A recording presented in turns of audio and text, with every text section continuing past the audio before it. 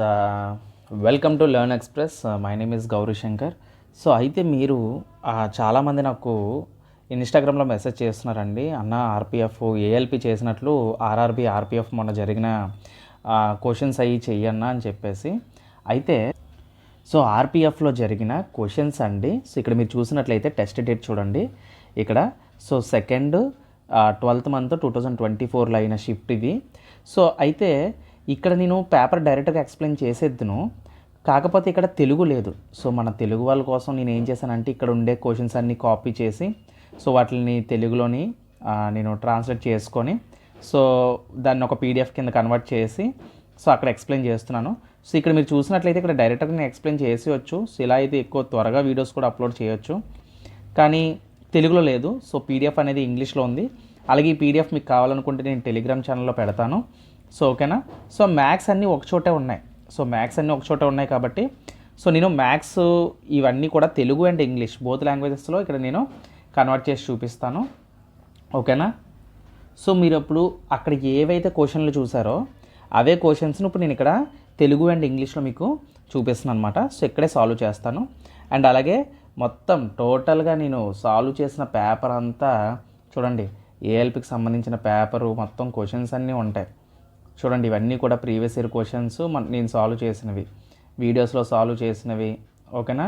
So each topic మాట. ఓకేనా. So అలాగే ఈ ఎస్ఐ కూడా మనం కంప్లీట్ చేద్దాం. ఓకేనా. ఈ ఎస్ఐ ఆర్పిఎఫ్ అనేది మనం కంప్లీట్ చేద్దాం అన్నమాట. చాలా యూస్ఫుల్ అండి. ఎన్టీపీసీకి అయినా గ్రూప్ డీకి అయినా దేనికైనా సరే ఈ పేపర్ అనేది మనకి చాలా బాగా యూజ్ అవుతుంది. సో ఇంకా మనం మ్యాటర్లోకి వెళ్ళిపోదాం. సో ఫస్ట్ క్వశ్చన్ ఇక్కడ చూడండి, ఏమడుగుతున్నాడు? 5/9 అంటే 5/9, 7/15, 5/11, 14/16లో అతి చిన్న మరియు అతిపెద్ద భిన్నాల మధ్య తేడా ఎంత అని అడుగుతున్నాడు. అంటే స్మాలెస్ట్కి లార్జెస్ట్కి డిఫరెన్స్ అడుగుతున్నాడు అనమాట. ఓకే. ఇక్కడ చూసినట్లయితే క్వశ్చన్ అయితే చిన్నది రాంగ్ పడిందండి. ఇక్కడ 15 కాదు, ఇది యాక్చువల్గా 7/7 ఇచ్చాడు. ఓకేనా. ఇక్కడ 15 కాదు 7 మాట, 7/7 ఇచ్చాడు. అయితే ఇక్కడ మీరు క్వశ్చన్ని చూసినట్లయితే సో క్వశ్చన్ ఒకసారి రాసుకుందాం. సో ఇప్పుడు ఇలాంటి సమ్స్ మనకి ఎక్కువగా అంటే ప్రతి షిఫ్ట్లో కూడా అడుగుతున్నాడు అనమాట.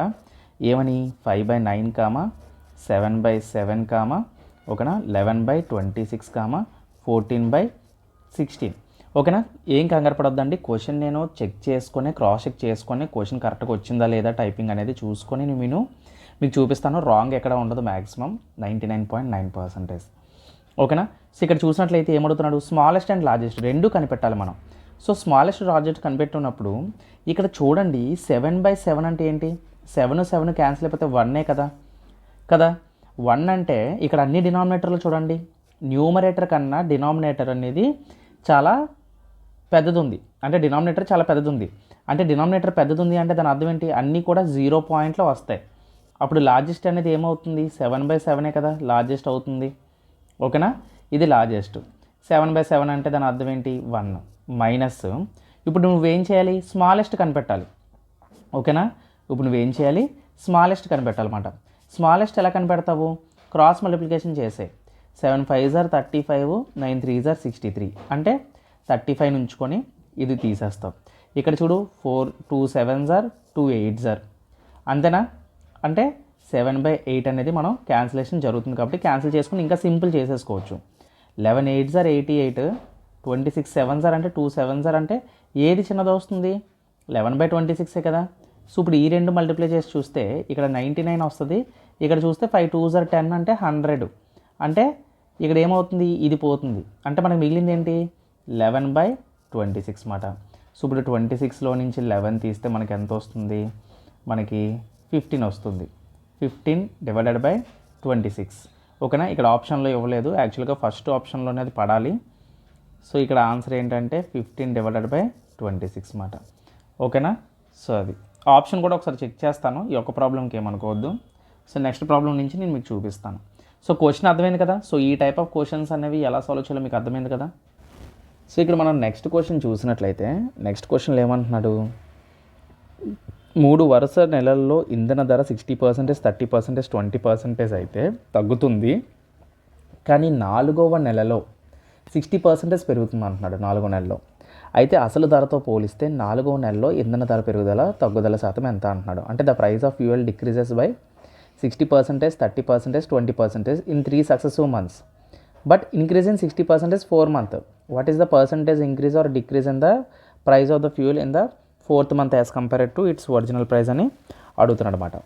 సో అయితే ఇక్కడ మనం చూసినట్లయితే సో ఎప్పుడైనా సరే ఇలా ఇస్తే డైరెక్ట్ అటాక్ అండి. సో ఇనీషియల్గా ఎంత ఉంది, ఫైనల్గా ఎంత ఉంది అంటే ఇప్పుడు ఫర్ ఎగ్జాంపుల్ 60% డిక్రీజ్ అన్నాడు కదా. 60% అంటే మనం ఎలా రాసుకోవచ్చు 3/5 అని రాసుకోవచ్చు కదా, అంతే కదా. అంటే సో డిక్రీజ్ అన్నాడు కాబట్టి 5లో నుంచి 3 తీస్తే ఎంత 2 అంటే 2/5. అంటే ఇనీషియల్గా 5 ఉంటే ఫైనల్గా ఎంత ఉంది, ఫైనల్గా 2 ఉంది. సో అంతే కదా. సో దాన్ని అక్కడ రాసుకోండి. సో ఏం చేస్తారంటే ఇనీషియల్ వాల్యూ ఫైనల్ వాల్యూస్ రాసుకోండి. అంటే 5:2 అవుతుంది, అంతే కదా. సో ఇప్పుడు నెక్స్ట్ ఏమంటున్నాడు 30% డిక్రీజ్ అంటున్నాడు. 30% అంటే ఎంత 3/10. డిక్రీజ్ అన్నాడు కాబట్టి 10లో నుంచి 3 తీస్తే 7/10. అంటే ఇనీషియల్గా 10 ఉంటే ఫైనల్గా 7 ఉంది. సో అలాగే ఇంకేంటి 20% అంటున్నాడు. 20% డిక్రీజ్ అంటే 20% అంటే 1/5. సో డిక్రీజ్ అన్నాడు కాబట్టి 5లో నుంచి 1 తీస్తే 4/5. అంటే ఇనీషియల్గా 5 ఉంటే ఫైనల్గా 4 ఉంది, ఓకేనా. సో తర్వాత ఏమంటున్నాడు 4th మంత్ పెరిగింది అంటున్నాడు. అంటే 60% ఇంక్రీజ్ అంటున్నాడు. 60% అంటే 3/5 అంటే ఇంక్రీజ్ అన్నాడు కాబట్టి ప్లస్ చేయాలి. సో 5 + 3 ఎంత అవుతుంది 8/5 అన్నమాట. సో అంటే ఇనీషియల్గా 5 ఉంటే ఫైనల్గా 8 పార్ట్స్ ఉంది. సో ఇప్పుడు అంతే. సో ఎక్కడైనా క్యాన్సిలేషన్ జరుగుతుందేమో చూడండి. ఇక్కడ ఏమవుతుంది 2 2s are 2 5s are 5 ఎన్నిసార్లు ఉంది 4 సార్లు ఉంది. 5 4 సార్లు ఉందంటే 5/4 625 అన్నమాట, ఓకేనా. సో ఇక్కడ చూడండి 8 2s are 16, 16 2s are 32, 32 × 7 ఎంత అవుతుంది 7 3s are 21, 210, 210 + 2 ఇదంతా 14, 224. సో ఈ రెండిట్ల మధ్య డిఫరెన్స్ చూసి ఒరిజినల్ మీద క్యాలిక్యులేట్ చేస్తారన్నమాట. సో ఇప్పుడు ఇక్కడ ఎంత అవుతుందో మనకి మైనస్ చేస్తే 600లో 200 తీస్తే 425, 20 క్యాన్సిల్, 405, 405లో 4 తీస్తే 401 డివైడెడ్ బై 625 × 100 అంతే. సో ఇక్కడ మీ క్యాలిక్యులేషన్ బట్టి మీ స్పీడ్ అనేది ఉండాలి. 25 25s are 25 4s are, ఓకేనా. సో ఇప్పుడు ఇంకా ఇక్కడ ఏమవుతుంది 4తో మల్టిప్లై చేయండి 4016 వస్తుంది డివైడెడ్ బై 25. సో ఇచ్చిన ఆప్షన్లు అన్నీ డిఫరెంట్గా ఉన్నాయి కాబట్టి సో సిమిలర్గా మనం చూసుకోండి. 25 6s are 150 అంటే మన స్టార్టింగ్ నెంబర్ అనేది 6 రావాలి. తర్వాత 104 ఉంది కాబట్టి 25 4s are 100 అంటే 64 రావాలి మన answer. So option C is the correct answer. Total answer మీరు చేయకూడదు. సో టోటల్ ఆన్సర్ అనేది మీరు చేయకుండా దీన్ని మనం సాల్వ్ చేసుకోవాలన్నమాట, ఓకే. సో నెక్స్ట్ క్వశ్చన్ చూద్దాం. సో ఇక్కడ మనం నెక్స్ట్ క్వశ్చన్ చూసినట్లయితే సో ఏమంటున్నాడు ఒక వ్యక్తి అంట 10 కిలోమీటర్ల వేగంతో 2 గంటల్లో కొంత దూరం ప్రయాణిస్తాడంట. అయితే 6 కిలోమీటర్ల వేగంతో 4 గంటల్లో మరింత దూరం ప్రయాణిస్తాడంట. మొత్తం ప్రయాణించిన దూరం అతని సగటు వేగం ఎంత అంటున్నాడు. అంటే యావరేజ్ స్పీడ్ అడుగుతున్నాడు అనమాట. అంటే a person certain distance 2 hours at the speed of 10 km/h. అయితే ఇంకో డిస్టెన్స్ వచ్చేసి 4 hours 6 km/h. Find his average speed అంటున్నాడు. సో యావరేజ్ స్పీడ్ అంటే ఇక్కడ మనకి ఫార్ములా ఏంటండి యావరేజ్ స్పీడ్కి? యావరేజ్ స్పీడ్కి ఫార్ములా ఏంటి? Total distance divided by total టైమే కదా మనకి యావరేజ్ స్పీడ్ యొక్క formula. Average speed formula total time అన్నమాట.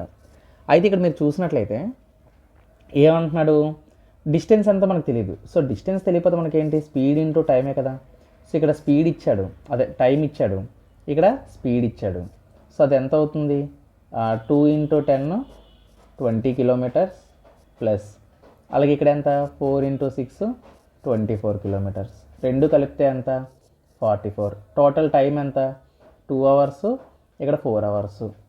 2 hours + 4 hours ఎంత 6 hours. అంటే 44 డివైడెడ్ బై 6 అంటే 6 7s are ఇంకా ఎంత మిగిలింది 2/3 మిగిలింది కదా. సో 2/6 మిగిలింది అంటే 2 1s are 2 3s are అంటే 7 1/3 km/h is the correct answer. అంటే option B is the correct answer. So ఇక్కడ మరి నెక్స్ట్ క్వశ్చన్ చూసినట్లయితే సో నెక్స్ట్ క్వశ్చన్లో ఏమంటున్నాడు for a positive integer b is greater than 1 if the product of 2 numbers is 6344 and 42b8 అంటున్నాడు. ఇక్కడ అంటే ఇక్కడ b ఇచ్చాడు చూడండి డివిజిబుల్ బై 12 అంట. So find the least value of b అంటున్నాడు. So least value of b అని చెప్పి మనకు కొన్ని ఆప్షన్లు ఇవ్వడం అయితే జరిగింది. సో ఇక్కడ మీరు క్వశ్చన్ అంతా మనకు అవసరం లేదు. యాక్చువల్గా మనకు కావాల్సింది ఏంటంటే మనకి ఈ నెంబర్ ఒకటే కావాలి. వాడు ఏమంటున్నాడు 42B8 అంటున్నాడు అనమాట. అంటే ఈ బీ ప్లేస్లో మనం ఏ వాల్యూ పెడితే అది 12తో డివైడ్ అవ్వాలని చెప్పేసి అడుగుతున్నాడు. ఎగ్జాక్ట్గా డివైడ్ అవుతుందని చెప్తున్నాడు. అంటే ఇక్కడ డివిజిబిలిటీ రూల్స్ మనం చూసుకోవాలి. 12తో డివైడ్ అవ్వాల్సిందంటే మల్టిపుల్స్ ఏ ఉండాలి? ఇది 2తో డివైడ్ అవుతుంది, 3తో డివైడ్ అవుతుంది, 4తో డివైడ్ అవుతుంది, 6తో డివైడ్ అవుతుంది. అంటే ఇచ్చిన నెంబర్స్ అన్నీ కూడా ఇప్పుడు ఇచ్చిన ఆప్షన్స్ అన్నీ కూడా మనం ఏదైతే సబ్మిట్ చేస్తామో ఈ నెంబర్ అన్నిటితోటి డివైడ్ అవ్వాలి. అంటే దాని అర్థం ఏంటి అంటే బీ ప్లేస్లో ఫర్ ఎగ్జాంపుల్ నేను 1 పెట్టాను అనుకోండి. ఇప్పుడు ఫర్ ఎగ్జాంపుల్ 1 పెట్టాను అనుకోండి, అప్పుడు 18 అవుతుంది. 18 2లో వస్తుంది, 3లో వస్తుంది, 6లో వస్తుంది, బట్ 4లో రాదు. So option A is the wrong answer. అదే ఒకవేళ నేను 2 పెట్టాను అనుకోండి, 28 అవుతుంది. 28 మనకి అవుతుందా? సో మనకి 3 టేబుల్లో రాదు. 28 అనేది 3 టేబుల్లో రాదు. సో తర్వాత నేను అంటే ఆప్షన్ బి కూడా రాంగ్. ఆప్షన్ సి 3 పెట్టాను అనుకోండి, 38 అవుతుందా? అసలు అవ్వదు. 4లో రాదు, 6లో రాదు, ఇందులో రాదు. ఓకేనా? ఇందులో కూడా రావు అన్నమాట. So option C wrong answer. Option D is the correct answer. ఎందుకో చూడండి ఇక్కడ. ఇప్పుడు నేను 48 పెట్టాను అనుకో, ఓకే. సో ఇక్కడ 2 టేబుల్లో వస్తుంది, 3 టేబుల్లో వస్తుంది, 4 టేబుల్లో వస్తుంది, 6 టేబుల్లో వస్తుంది. So option D is the correct answer. So ఈ విధంగా చెక్ చేసుకోవాలన్నమాట. సో ఎక్స్ప్లెనేషన్ చేశాను కాబట్టి స్లోగా చెప్పాను. లేదు అనుకుంటే ఇంకా ఫాస్ట్గా అనేది మనకి సమ్ అయిపోతుంది అన్నమాట. సో ఈజీగా అయిపోతుంది. సో నెక్స్ట్ క్వశ్చన్ చూసినట్లయితే 6 అంకెల సంఖ్య ఇచ్చాడండి. అయితే కూడబోయే అతి చిన్న ఒక అంకెల సంఖ్యను కనుగొనండి, తద్వారా అది 11చే పూర్తిగా భాగించబడుతుందని చెప్పేసి అడుగుతున్నాడు అనమాట. సో అయితే ఇక్కడ మనం ఏంటంటే స్మాలెస్ట్ 1 డిజిట్ నెంబర్ ఏంటో ఇక్కడ కనిపెట్టమంటున్నాడు అనమాట. దేనికి? ఇక్కడ 6 డిజిట్ ఇచ్చాడనమాట. అంటే ఈ 6 డిజిట్లకి ఒక నెంబరు ఇచ్చిన ఆప్షన్స్లో ఒక నెంబర్ని యాడ్ చేస్తే అది మనకి 11తో డివిజిబుల్ అవ్వాలన్నమాట. సో అంటే ఏంటి? 405437. ఓకేనా? 11 డివిజిబిలిటీ రూల్ అంటే తెలుసు కదా, సమ్ ఆఫ్ ఈవెన్ నెంబర్స్, అదే even places and odd places. So అంటే మనకి అంతేనా? సో ఇది ప్లస్ ఇది అవుతుంది, తర్వాత ఇది అవుతుంది. ఓకేనా? 4 + 9, 9 + 3 12, మైనస్ 0 + 4 4, 4 + 7 11. ఇప్పుడు 11కి ఎంత యాడ్ చేస్తే నాకు కరెక్ట్గా 0 వస్తుంది? 11 డిజిబిలిటీ అదే కదా, 11 టేబుల్ అయినా రియాక్ట్ అవ్వాలి లేదా 0 అయినా రావాలి. సో ఒకటి యాడ్ చేస్తే అవుతుంది కాబట్టి option A is the correct answer అన్నమాట. ఓకేనా? సో ఈ 1 అనేది మనం కనిపెట్టాలి. ఈ 1 యాడ్ చేస్తేనే కదా అప్పుడు 12 - 12 ఎంత అవుతుంది? 0 అవుతుంది. So then it is divisible by 11. So అలాగా మనం చెప్పాలన్నమాట. సో ఇప్పుడు ఇక్కడ ఏంటంటే సో ఇక్కడ మనకి టైపింగ్ ఇక్కడ ఇలాంటి వాటికి టైపింగ్ అవ్వదండి, కొంచెం ఇబ్బందిగా ఉంటుంది కాబట్టి ఇక్కడ నేను డైరెక్ట్గా రాసేసాను. అయితే ఇలాంటి క్వశ్చన్స్ ఎలా సాల్వ్ చేయాలంటే వాడు ఏమంటున్నాడు, సింప్లిఫై ద ఫాలోయింగ్ ఒక ఈక్వేషన్ ఇచ్చాడు. సో దానికి ఆన్సర్ అంతా కనిపెట్టమంటున్నాడు, డైరెక్ట్ అటాక్ అన్నమాట. అయితే మీరు చేసినప్పుడు కొంచెం జాగ్రత్తగా చేయండి. ఓకేనా? స్క్వేర్స్ ఇచ్చాడు కదా, నేను ఆల్రెడీ మ్యాథ్ క్లాసెస్ సిరీస్లో నేను చెప్పాను, రైల్వే ఆర్ఆర్బీ క్లాసెస్ చేస్తున్నాను కదా, అందులో చెప్పాను పాయింట్తో ఉండేటప్పుడు స్క్వేర్స్ చేసినప్పుడు ఎలా చేయాలనేది. ఓకేనా? ఆ వీడియో చూసినట్లయితే మీకు ఈజీగా చేస్తారు. 46కి ఇక్కడ ఎంత, 50కి 4 తక్కువ ఉంది కాబట్టి 21, 4 స్క్వేర్ అంటే 16. సో స్క్వేర్ చేసినప్పుడు ఏం చెప్పాను, 2 డిజిట్స్ తర్వాత పాయింట్ పెట్టాలి. సో ఓకేనా? సరే తర్వాత ఇక్కడ ప్లస్ అంటున్నాడు. సో ప్లస్ ఇక్కడ మైనస్ ఉంది, ఇక్కడ డివైడ్ ఉంది, మేసల్ బ్రాకెట్ ఇక్కడ ఉంది చూడండి. సో కాబట్టి అది కొంచెం మనం జాగ్రత్తగా చూసుకోవాలి. ప్లస్ ఏంటి, 23 స్క్వేర్ అంటే 529 అంటే 5.29 అవుతుంది. ఓకేనా? పక్కన రాసుకోకూడదు, ఎప్పుడైనా సరే ఇలా రాసేసుకుంటే మీకు ఈజీ అయిపోతుంది అన్నమాట. అప్పుడు చూడండి 6 + 9 15, ఇక్కడ ఎంత 4, తర్వాత 6 2 26.45 వచ్చింది కదా. ఇప్పుడు వాడు ఏమంటున్నాడు, మైనస్ ఏమంటున్నాడు కదా దీన్ని, అంటే అప్పుడు మీరు ఏం చేయాలి, దీన్ని -0.4 ఏమీ లేకపోతే 0 పెట్టండి. 5లో నుంచి 0 తీస్తే 5, 4లో నుంచి 4 తీస్తే 0, పాయింట్ 6లో నుంచి 0 తీస్తే 6 2. సో ఇప్పుడు దీన్ని ఏమంటున్నాడు, డివైడెడ్ చేయమంటున్నాడు. సో డివైడెడ్ బై 5 చేయండి. డివైడెడ్ బై 5 చేస్తే ఏమవుతుంది, 5 5 = 25, 5 2 = 10, 5 1 = 2 డిజిట్స్ తర్వాత పాయింట్ ఉంది కాబట్టి 5.21 కదా. సో ఈ 5.21 ఏమంటున్నాడు, ఇక్కడ మైనస్ చేయమంటున్నాడు. సో -3.24. సో 1లో నుంచి 4 తీయలేం కాబట్టి పక్క నుంచి అప్పు తీసుకుంటే 11లో నుంచి 4 తీస్తే ఎంత 7. సో ఇక్కడ ఎంత ఉంటుంది 1, 11లో నుంచి 2 తీస్తే 9. సో 97 ఎక్కడ ఉంది మనకు ఆప్షన్లో, option A is the correct answer. లేదనుకుంటే చేసినా అయిపోద్ది. ఇక్కడ 4 ఉంది, 4లో నుంచి 3 తీస్తే 1, 1.97. ఓకేనా? Option A is the correct answer. So ఈ విధంగా మనం దాన్ని సాల్వ్ చేయాలన్నమాట. సో ఇక్కడ క్వశ్చన్ చదివినట్లయితే a train runs at a speed of 84 km/h covers a distance అంటే డైరెక్టర్గా మనకి క్వశ్చన్ ఏమడుగుతున్నాడు, ఫైండ్ ద యావరేజ్ స్పీడ్ అడుగుతున్నాడు. ఇక్కడ స్పీడ్ ఇచ్చాడు 84 km/h, ఇక్కడ 336 km అని ఇచ్చాడు. సో మీకు టైం కనిపెట్టడం మీకు తెలుసు కదా.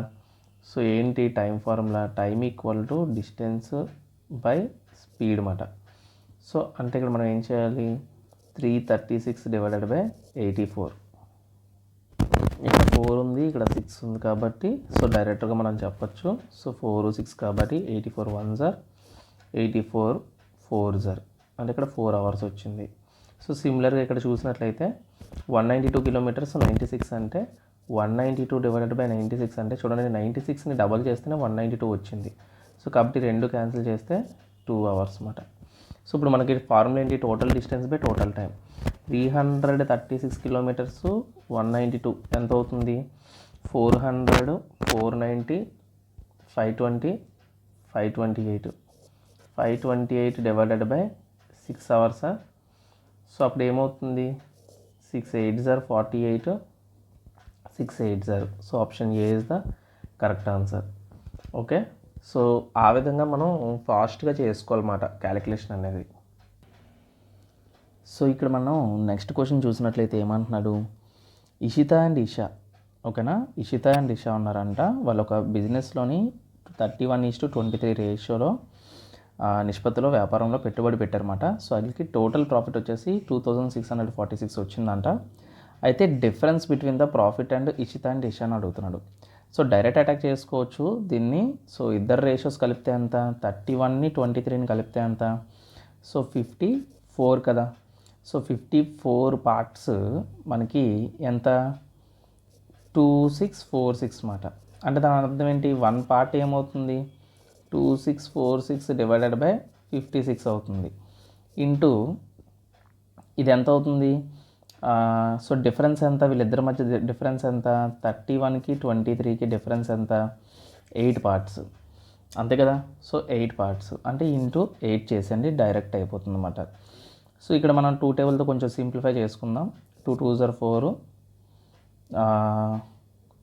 ఇంకేంటి ఇక్కడ, సారీ 56 కాదు కదా, ఇది 54 అంటే 7 వస్తుంది.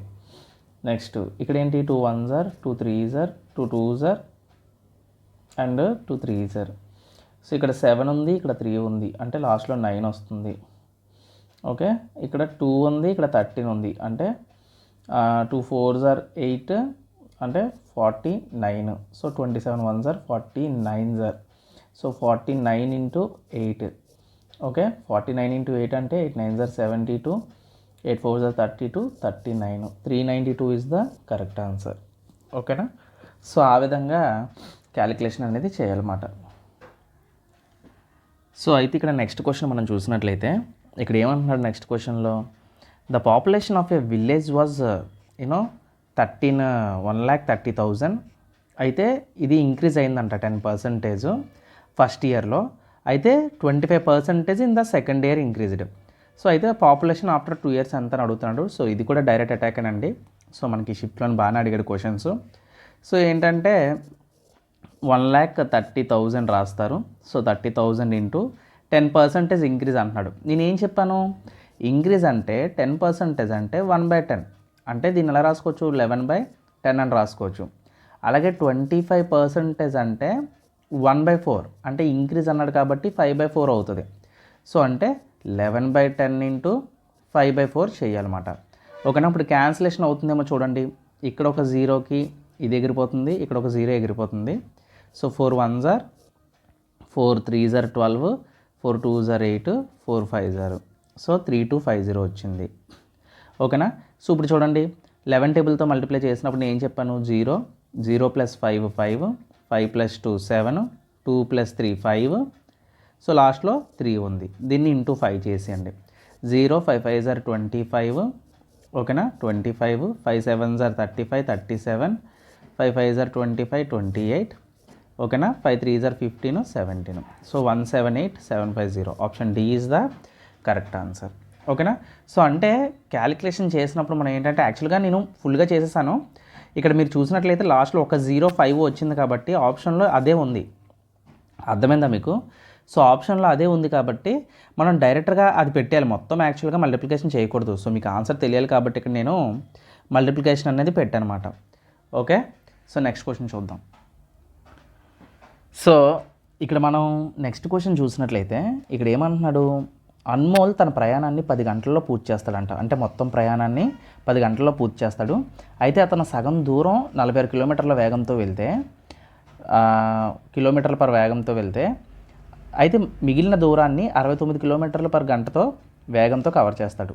ప్రయాణం యొక్క పొడవు ఎంత అంటున్నాడు, అంటే డిస్టెన్స్ అంటున్నాడు. అంటే Anmol complete the journey in 10 hours. He covers the half distance at 46 km/h and rest at 69 km/h. What is the length of the journey అని అడుగుతున్నాడు. ఇక్కడ కిలోమీటర్స్లో అడుగుతున్నాడు.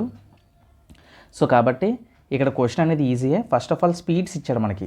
సో ఎప్పుడైనా గుర్తుపెట్టుకోండి, డిస్టెన్స్ అనేది ఎప్పుడైనా సరే కాన్స్టెంట్ అని మనకి తెలిసింది అంటే దాని అర్థం ఏంటి? Speeds and time inversely proportional ఉంటాయి. అంటే speed is inversely proportional to time మాట. ఓకేనా. సో అంటే స్పీడ్ ఇంక్రీజ్ అయితే టైం అనేది డిక్రీజ్ అవుతుంది. ఓకేనా. సో అయితే ఇక్కడ మనకి ఏం చేశాడు, క్వశ్చన్లో స్పీడ్స్ ఇచ్చాడు. ఓకేనా. 2 స్పీడ్స్ అనేవి ఇవ్వడం జరిగింది. ఒకప్పుడు నేను స్పీడ్స్ రాసుకుంటాను. ఎంత ఇచ్చాడు, ఒకటి 46 ఇచ్చాడు, ఇంకోటి 69 ఇచ్చాడు. సో టు సింప్లిఫై దిస్ మనకి సింప్లిఫై చేసుకోవచ్చు. 23 2s are 23 3s are. ఓకేనా. చూసిన వెంటనే మనకు కొంచెం ఐడియా రావాలి. సో స్పీడ్ అనేది 2:3 అవుతుంది. అప్పుడు టైం ఏమవుతుంది మనకి? టైం అనేది 3:2 కదా అవుతుంది. ఇన్వర్స్లీ ప్రపోర్షనల్ కదా. సో అందుకని టైం రివర్స్ అవుతుంది అన్నమాట. సో ఇప్పుడు మనకి టోటల్ వచ్చేసి ఎన్ని పార్ట్స్? 5 పార్ట్స్. వాడు ఎన్ని అన్నాడు? 10 hours అన్నాడు. అప్పుడు 1 part ఎంత అవుతుంది? 1 part 2 hours అవుతుంది. 1 part 2 hours అయితే ఇది ఎంత అవుతుంది? 6 hours కదా అవుతుంది. ఇంటూ 2 చేస్తే, ఇది ఇంటూ 2 చేస్తే మనకి ఎంత అవుతుంది? 4 hours అవుతుంది. అంతే కదా. సో ఇప్పుడు డైరెక్ట్గా అటాక్ చేసేయండి. సో ఫస్ట్ డిస్టెన్స్ ఎంత స్పీడ్తో వెళ్ళాడు? 46 into 6 మాట. 6 6s are 36, 6 4s are 24, 27 అంటే 276 kilometers వెళ్ళాడు ఫస్ట్. తర్వాత ఎంత వెళ్ళాడు? తర్వాత వచ్చేసి 69 kilometers, 4 hours అంటే 4 9s are 36, 4 6s are 24, 27 అంటే 276 ప్లస్ 276, 66 ప్లస్ 2 ఎంత? 72 మనకి. అదే 12 కదా. సో లాస్ట్లో 2 వచ్చింది. సో ఇక్కడ 2 ఉంది కాబట్టి option D is the correct answer. లేదంటే 276 కలిపిస్తున్నా మీకు వచ్చేస్తుంది 12 14 15 552. ఓకేనా. సో ఈ విధంగా సాల్వ్ చేయాలి. సో క్వశ్చన్స్ అనేవి ఈజీయే. సో మోడల్స్ కూడా చాలా బాగున్నాయి. చూద్దాం టఫ్ ఏమైనా వచ్చాయేమో. అయితే గాయస్ ఇప్పుడు నేను ఎలా అయితే ఇప్పుడు డిఫరెంట్ టాపిక్స్ చెప్తున్నానో, సో నాకు మీ సజెషన్ అనేది కావాలి. సో వీడియో లెంతీ చేస్తాను, కాకపోతే ఈ వీడియోలో ఏంటంటే నాకు చిన్న సలహా ఇవ్వండి. సో ఇలా చెప్తే బాగుందా, ఇప్పుడు మొత్తం క్వశ్చన్లన్నీ చెప్పిన తర్వాత ఇలా బాగాలేదు, మొత్తం టాపిక్ వైజ్ అయితేనే బాగుంటుంది అంటే ఒకలా ఉంటుంది. సో లేదు అనుకుంటే నార్మల్గా బాగుందా. సో నాకు ఇన్స్టాగ్రామ్లో మెసేజ్ చేయండి. సో ఈ వీడియో కానీ మీకు నచ్చినట్లయితే లైక్ చేయండి, షేర్ చేయండి. సో అలాగే 10 ప్రాబ్లమ్స్ అయినా సరే కాన్సెప్ట్ చెప్పుకొని సో స్లోగా నేర్చుకుందాం. చిన్న స్టెప్స్ వేద్దాం. పెద్ద స్టెప్స్ వేసే కన్నా చిన్న స్టెప్స్ వేసి సక్సెస్కి దగ్గరగా వెళ్దాం. సో నెక్స్ట్ వీడియోలో మళ్ళీ కలుద్దాం. Until then keep watching. జై హింద్.